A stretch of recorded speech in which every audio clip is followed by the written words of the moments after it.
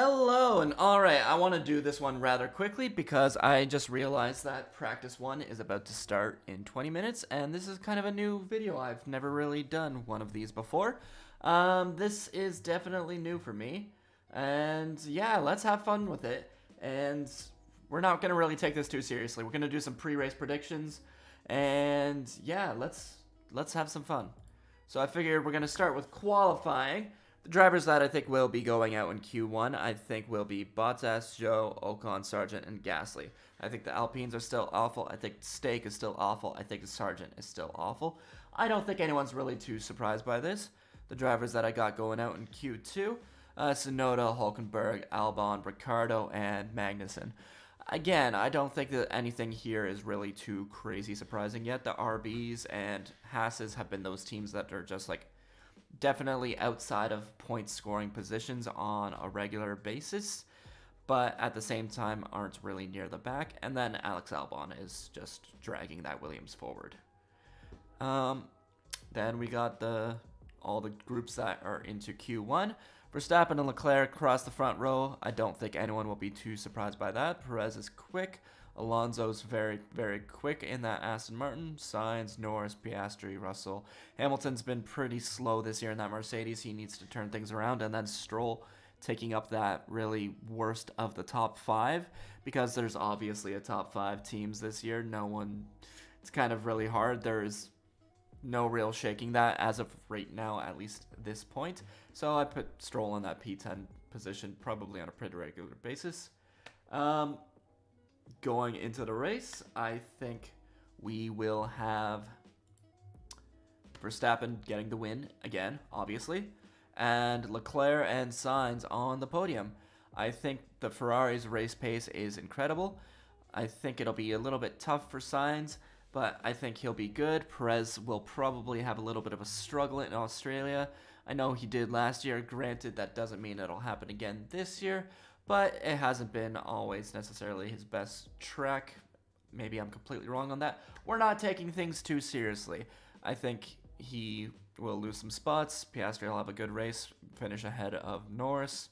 Russell will finish ahead of Hamilton, who will basically stay in his spot.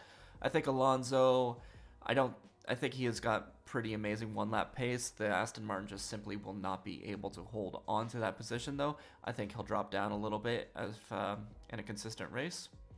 P11 and P12, I'd put the Hasses as the best of the rest, essentially, right now.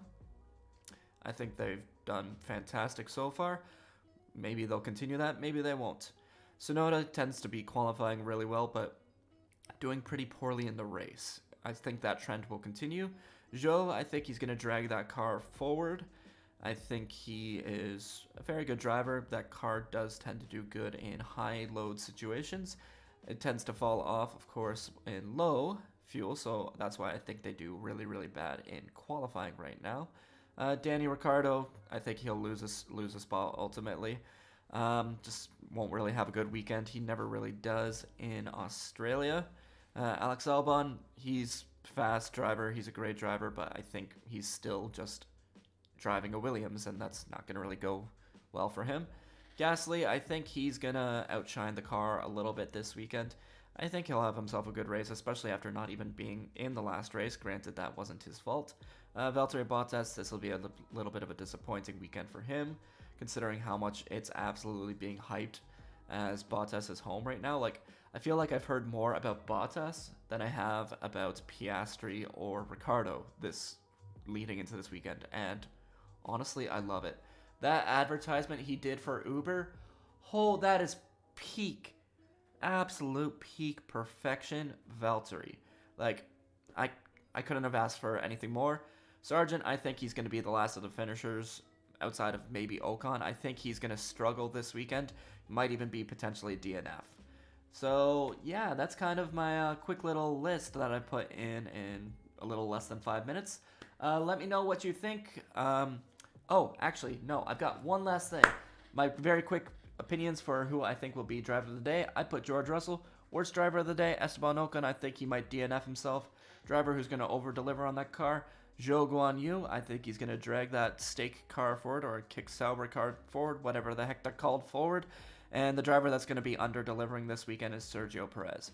Once again, as the expectations are to be competing for a win, the fact that I don't even think he'll finish on the podium, that's a big loss for Sergio Perez.